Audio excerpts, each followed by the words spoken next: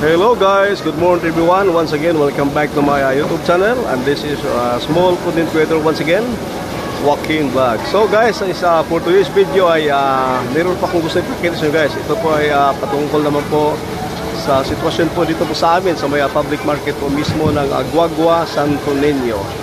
So ganito po guys, nasa tabing ilog po kay Bali po tayo sa ngayon sa buwan po ng October 24 at exactly 10 o'clock in the morning.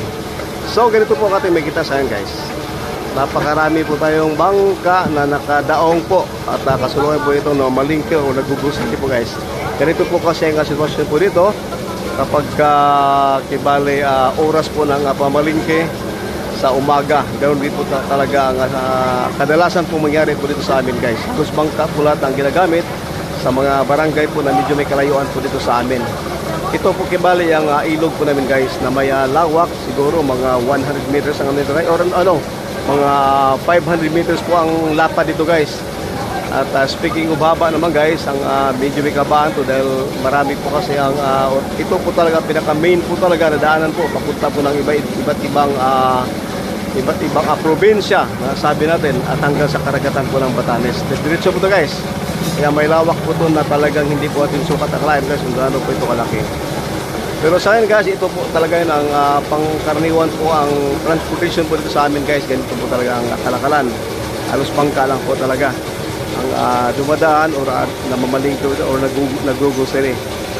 Lalo po ngayon sa kasulukuyan kasi medyo may hindi po maganda ng ating panahon.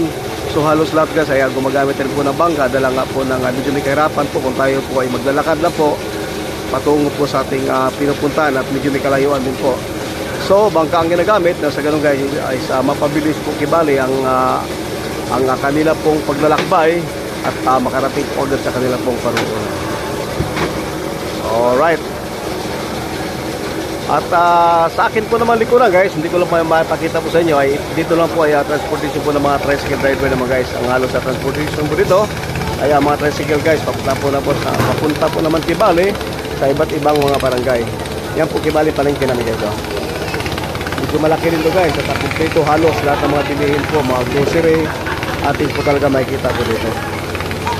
So tignan po mga guys, halos palis na po sa nito. Susum ko lang po. Alright, so ibig sabihin nakapamili na po sila sa ilang pong gustong bibilihin at nakapag-grocery rin po sila guys. At siguro ayon po sa ating natutunghayan, medyo pang matagalan to guys kasi pag nag-grocery po sa kanila guys, medyo may kalayuan. Kaya pang maramihan po talaga ang kanila pong binibili dito sa may palengke po ng Aguagua. At tulad po yung isa guys, meron naman parating. Alright. So halos ganoon na po talaga sitwasyon dito guys sa amin pong baryo ng San Juan, public market po ng Aguagua. Halos katabi lang po namin ang simbahan po ng Catholic Church. Yan po dalawa na yan guys. Okay. Habang nakahalira ang maraming bangka po dito. Alright.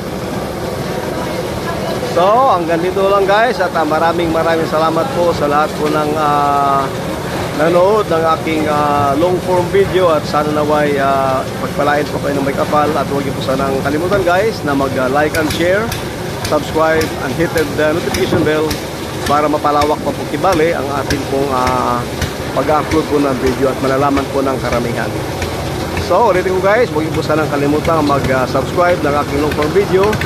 At isang bagay guys na masasabi kong napakalaking utang na loob po sa inyo guys. Ang isang pagpindot lang po ng subscribe ay maging sana ay makita po ng karamihan na sa ganoon guys sa makarating pa sa malawak